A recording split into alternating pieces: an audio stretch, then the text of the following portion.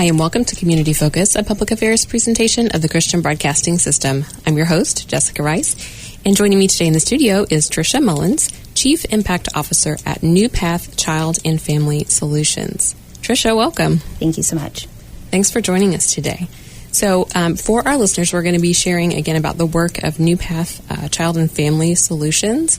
But for a lot of our listeners, we were talking a little bit before we came on the air here, they might actually know you guys better by a different name. So go ahead and share a little bit of the background and then share about that transition to NewPath Child and Family Services. Yes, absolutely. So formerly known as St. Joseph Orphanage, we rebranded to NewPath Child and Family Solutions in June 17th of 2021. So one of the things that we get asked frequently is, are you still an orphanage? And we actually have not had orphanages in the United States since about the 70s. So if that kind of tells you one of the reasons why we needed to rebrand, to refocus into our space of behavioral and mental health and specialty education. Absolutely.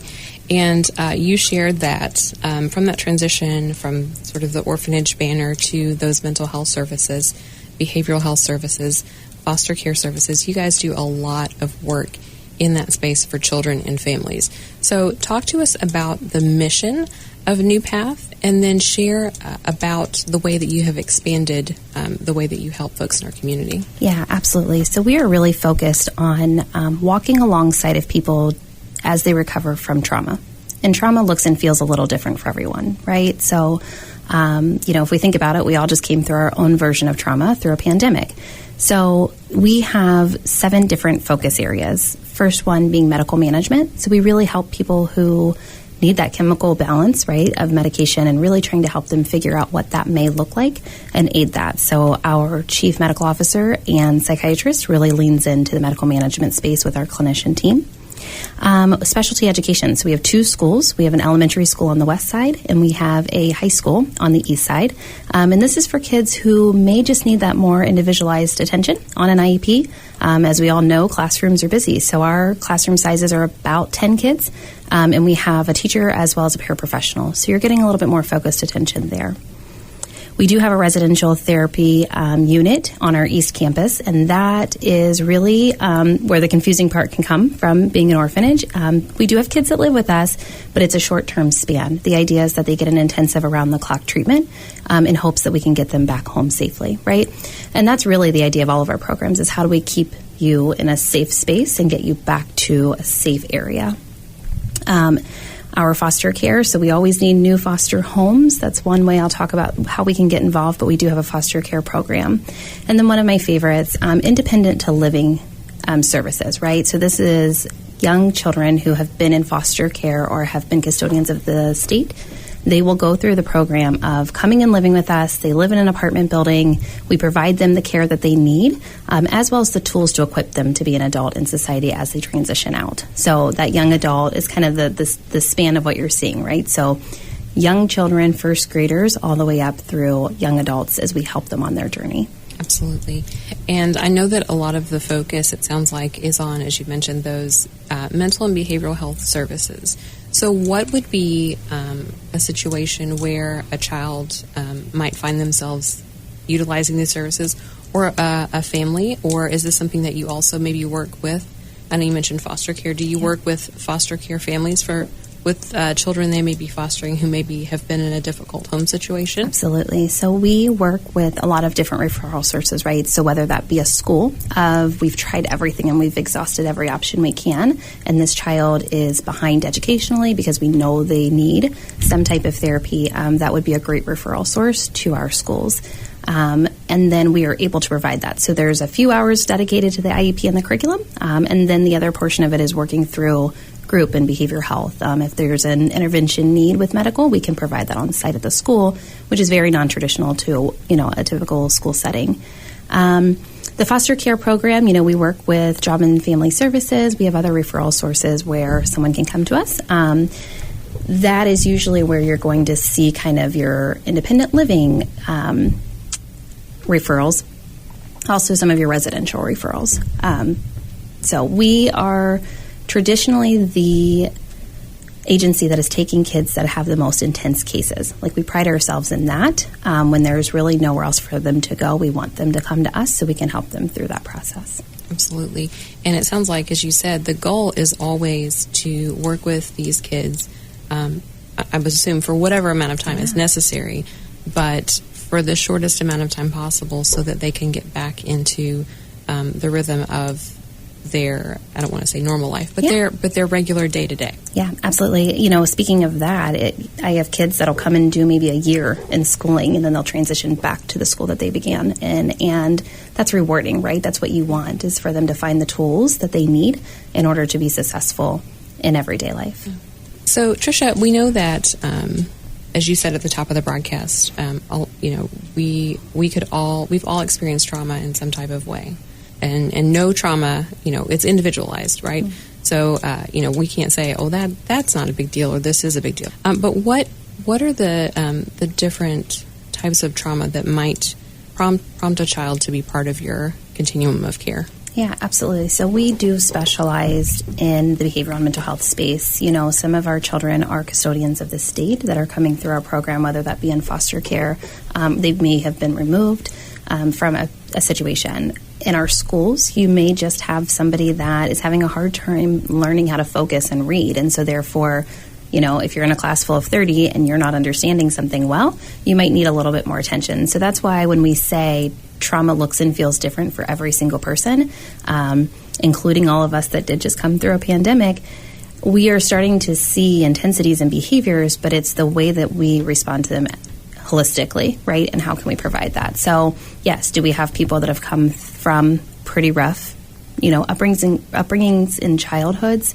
Yes, that isn't always the case. And so, therefore, we're very mindful around that individualized approach. And I know that you said that you do offer that residential aspect of service, but it sounds like maybe a lot of the kids who come through and utilize your different services, they're not necessarily residents, right? Correct. So what does that look like for a child who may not be a resident but is still in need of these different services? Yeah, absolutely. And I keep honing in on our schools just because I think that's more of the less intense, and it's hard to kind of wrap your head around, this residential piece and then also our school and day programs. But the reason I think it's important to talk about them is most of them live at home. They take the bus or transportation to our schools, and then they go back and they live their daily lives, right? And so by being able to provide them with the therapy they need and keeping them in those safe spaces, it just gives them a different educational system that they may have lost in traditional settings. And so I see a lot of success. I think last year we had 2 kids graduate. Talk about emotional. Their parents never thought they would see the day. And here you have 2 kids, not only that graduated from NewPath, but then also really were interested in seeking further education. And that in our book is a win, right? The same with foster care. I have a foster care student right now who's getting ready to graduate from Wright State University, right? He bounced around from different foster homes growing up, was able to go through our program. He commends his mentors in that and the programming that he received to really put him on the path and create the opportunity for him to go to college. And is graduating with a computer science engineer. So that's not some light degree, right? Right. And just doing really well. Doesn't mean that he doesn't have his own battles that he faces and still works through the progress of his work. But he definitely is, showing success, which is really exciting. That's fantastic. And I was just looking at, by the way, I would definitely encourage our listeners to check out NewPath's website. Share that real quick. What is the website for Yes, NewPath? so it's newpath.org. Fantastic. And I would definitely encourage our listeners to check that out. You guys have some great, just really helpful resources, and all of the different services and programs that you mentioned are outlined really well on the website. Absolutely. For our listeners who may be hearing this and thinking, you know what, I know a kid, maybe they've had that conversation with a family, or maybe they are that family where it's just been a tough time. And like you said, it's, there are different levels of trauma for all of us. And they're hearing these success stories that you're sharing about these kids who've gone through your school and have these different therapy programs, and they're hearing, I hear, hope and optimism from you for these kids on behalf of these kids. So I would definitely encourage our listeners to check out the NewPath website and share that again. Yeah, absolutely. So it's newpath.org, and I love that you said that because that really is our mission. It's to ignite hope and to change futures. And so I believe that we do that day in and day out with every interaction, which is really exciting. And just to give our listeners an idea of the number of children, I think you just maybe think, oh, that's just a handful of kids. But in your last year of service, 86 foster youth were served. Over 3,000 clients were served.